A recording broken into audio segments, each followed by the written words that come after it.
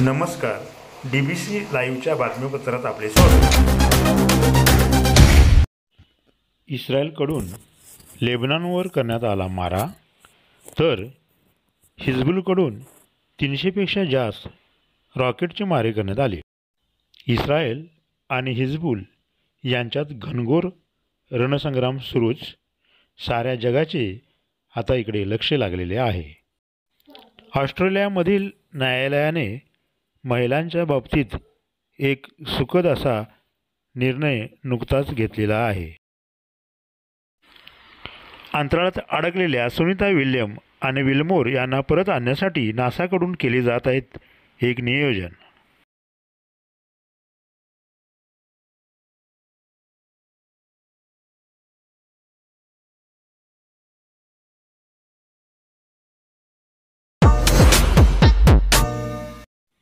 कर्नाटकात भाजपकडून ऑपरेशन कमळचा प्रयत्न केला जात आहे. आमदारांना 100 कोटी रुपयाचे प्रलोभन दाखवले जात असल्याचा आरोप आमदार रवी कुमार गौडा यांनी केलेला आहे.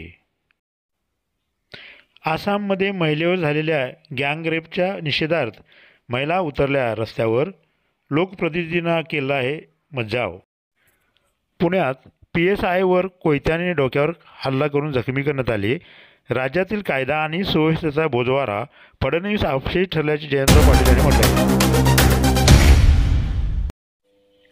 नूल येथील लिंगेकर उपचाररत्नाची चंद्रशेखर शिवाचार्य महास्वामी यांच्या 3ऱ्या पुण्यस्मरण दिनानिमित्त सेवा सदन हॉस्पिटलमध्ये आरोग्य शिबिर. साधना हायस्कूल गडिंग्लजचा सन 1998-99 मधील इयत्ता 10वीच्या विद्यार्थ्यांनी एकत्र येऊन गेट टुगेदरचा होणाऱ्या खर्चाची रक्कम आपल्या वर्गातील गरीब मित्राला 80,000 रुपयाची ऑटोमॅटिक टायर फिटिंगची मशीन विकत देऊन सहकार्य केले. या उपक्रमाचे सर्वत्र कौतुक केले जात आहे. चंदगड तालुका गुणवंतांची खाण आहे. संधी आणि दिशा देणाऱ्या चंदगडच्या माडखोलकर महाविद्यालयात प्रवेश केल्याने करिअर घडले. PSI परीक्षेत पास झालेल्या विकास निचम यांचे म्हणून आत्मविश्वास व शिक्षणाबद्दल तळमळ जिद्द असेल तर परदेशातही शिक्षण घेऊन नावलौकिक मिळवता येते. डॉक्टर नामदेव निटुरकर यांचे माडखोलकर महाविद्यालयात विद्यार्थ्यांसमोर केले प्रतिपादन. मराठी पत्रकार परिषद डिजिटल मीडियाचे राज्य उपाध्यक्ष संतोष उर्फ सनी शिंदे यांचा वाढदिवस नुकताच साजरा करण्यात आला. यावेळी राज्याचे मराठी पत्रकार परिषदेचे मुख्य विश्वस्त SM देशमुख, किरण नाईक, अध्यक्ष शरद पावळे, अनिल वाघमारे यांच्यासह अनेक पत्रकारांनी शिंदे यांना शुभेच्छा दिल्या. बेळगाव वेंगुर्ले मार्गावर बाची ते सोळगे दरम्यान महाखड्डे.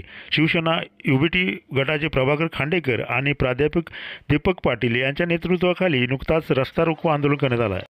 कागल येथील गोसावी वसाहत आणि वडवाडी येथे लहान मुलांना पळवणाऱ्या 5 जणांच्या टोळीतील एकाला चोप देऊन नागरिकांनी पकडून पोलिसांच्या ताब्यात नुकताच दिले.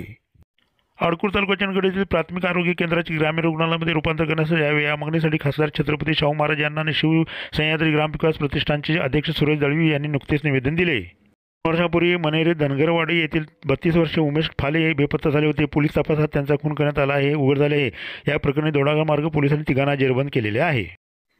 गजानन महाराज च्या चंदगड येथील मंदिरात मंगळवारी 27 ऑगस्ट रोजी वर्धापन दिन आहे. या सोहळ्याला उपस्थित राहण्याचा